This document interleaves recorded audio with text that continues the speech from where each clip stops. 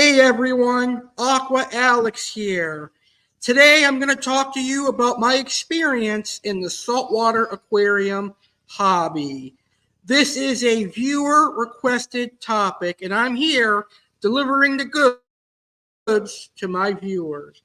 So Mr. Hunter Forte says that he checked out my YouTube channel. He is impressed with everything that I am doing. Thank you very much. He would like to hear about my trials and tribulations of me keeping salt water. So that's exactly what we're going to talk about. So this video is for you, Hunter. I hope you enjoy learning about my trials and tribulations in my experience in the saltwater hobby. Now, I started keeping aquariums at the age of 12. And when I first started keeping aquariums, I was very big into freshwater. I liked the Oscars, the monster fish, the cichlids, etc. I didn't take a liking or an interest into saltwater fish until my high school years, until my senior year when I went to the New England Aquarium. At the New England Aquarium, I saw gorgeous saltwater aquariums. Of course, I saw saltwater aquariums at fish stores, but it was at the New England Aquarium where my interest really sparked. Specifically, it was the Voluntean lionfish aquarium that intrigued me the most. I really adored and loved the Voluntean lionfish and the dog-faced puffer that was in there. I also saw some fox-faced rabbitfish, tangs, and clownfish that I really liked. So after I went to the New England Aquarium, I figured one day I would eventually have a saltwater aquarium. And then I got my first job and I had income coming in. So now let's talk about when I got into the saltwater hobby. Why did I get into the saltwater aquarium hobby?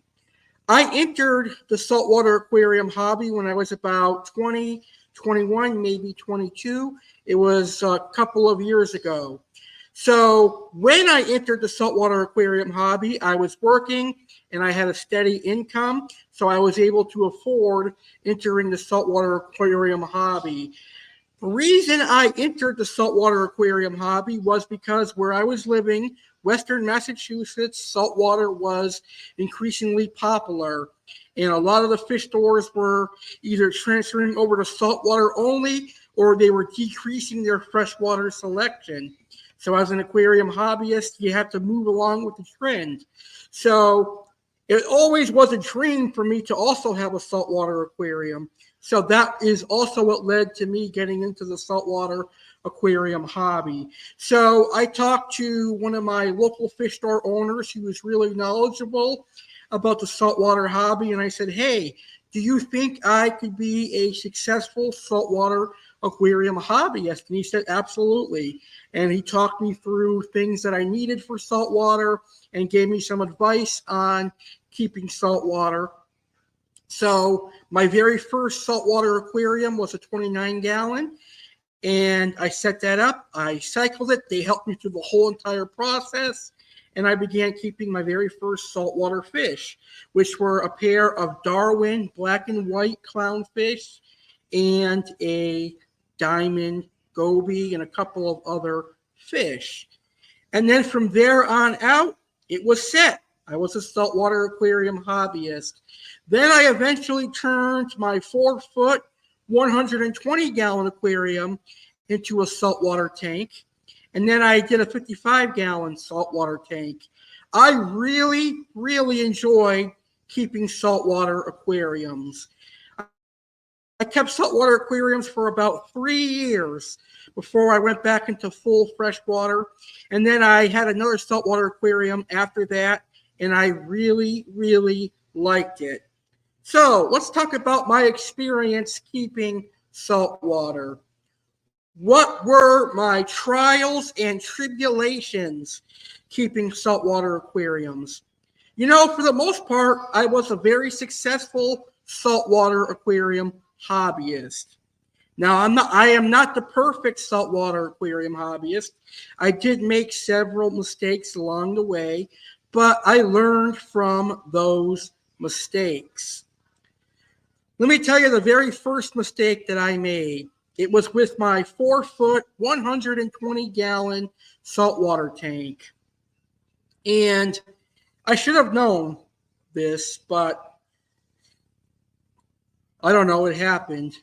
Anyway, I cycled my 120-gallon saltwater aquarium for a couple of weeks. Then I went to the local fish store and I went on a fish shopping spree. I bought way too many fish, and I added them all to the 120-gallon at once. And that is something you should not do in the saltwater hobby. The saltwater hobby is a little bit different than the freshwater hobby. In the freshwater hobby, you can literally set up a aquarium, add some prime, and add all your fish to that aquarium. Ain't gonna work in the saltwater hobby. Because a lot of the fish in the saltwater hobby are a little bit more delicate and fragile, and you really don't want to do that because some of the saltwater fish are expensive. So what happened when I added all these fish? Well, unfortunately, they got velvet, and I lost all of them, and they were some beautiful fish. And the reason I lost all of them was I added so many fish to a new tank, and it was stress that caused them to die. So I learned a very important lesson that day. When you're first starting a saltwater aquarium and you have cycled it for a few weeks or a few months, depending on what your water parameters are, you have to add fish slowly. You cannot add them as many as you want. So generally speaking, my local fish store helped me out after this tragedy, and they helped me, and they told me to add no more than 3 fish per every 2 weeks. And that's what I did, and I had success with that after that. So my only bad experience in the saltwater hobby is that tragedy that I had in the 120 after I added all the beautiful fish. I mean, I lost a beautiful naso tang, I lost some beautiful fox faces, the maroon clown, and a couple of others. That was my only bad experience in the saltwater aquarium hobby, and that was because I was very impatient. The rest of the experience are very popular, and they're very positive. That's what I meant to say. The rest of my experience in the saltwater hobby was very positive. The only other negative experience I had in the saltwater hobby was when I ordered some saltwater fish online and they arrived DOA, dead on arrival, but that wasn't my fault. That's the only other negative experience that I had. I was very successful in keeping multiple fox faces together. A lot of people tell you can't have more than one fox face rabbit fish in your aquarium, but I had 4 of them together and they schooled together. So I was successful in that, and that's something that I am very proud of as well. So all of my saltwater experiences I hold near and dear to my heart, and I remember them. It was a really fun time for me in the aquarium hobby, and I am truly glad the only negative experience I had was a mistake that I learned my lesson from. So when I set up a saltwater tank again in the future, I will be very careful in stocking it. All right. This next question is one that I see a lot.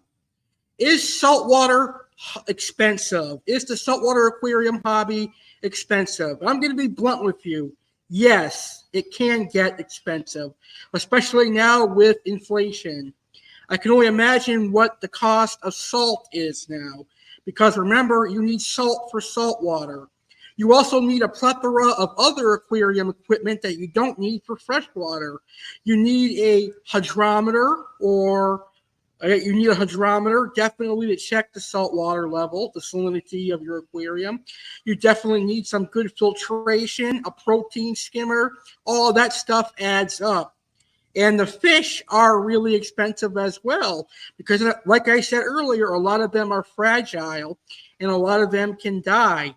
So there's a reason the fish stores mark up these prices. It's because they don't want to take a risk on losing a fish and losing profit. But it is definitely worth it. Yes, it is expensive, but it is definitely enjoyable and worth the money.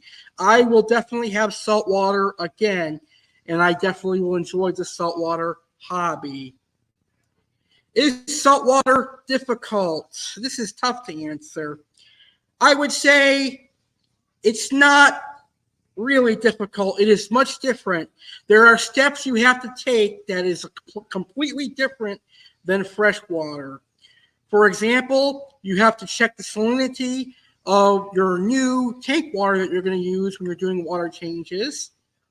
And you have to make sure that the specific gravity and everything is in order. So you always have to check your water parameters in salt water. But if you were interested in getting salt water, I would go the route that I went. Fish only with live rock. I really recommend fish only with live rock because it's a very easier setup to take care of, because corals and certain inverts can be very difficult. So if you're interested in getting into saltwater, I would tell you, go fish only with live rock. Have some sand at the bottom, have some live rock, and have some fish. That is the way to go. And finally, do I recommend keeping saltwater? Absolutely. I definitely recommend it. It is a lot of fun. A lot of the saltwater fish have a lot of beauty. They have a lot of color, and they have a lot of personality. For example, a flame hawk has a very unique personality. Hawkfish in general are very cool, as they like to hop from one rock to another. That is very interesting to see. The way clownfish swim is very interesting to see as well. So yes, I do recommend keeping saltwater. If you do want to get into the saltwater hobby, I recommend researching a lot about the saltwater hobby. Ask your local fish store owner for advice. Go on Google and research saltwater, because there is some steps to saltwater that is completely different from freshwater. But hey, if I can keep saltwater, so can't you. That's why I recommend keeping saltwater. Well, Hunter, I hope you enjoyed this video.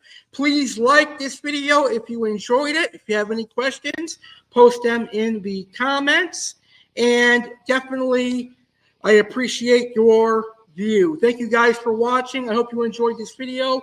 Be sure to smash that like button, and be sure to subscribe to my YouTube channel, American Alice Cardinale. Happy fish keeping, everyone, and enjoy the rest of your day.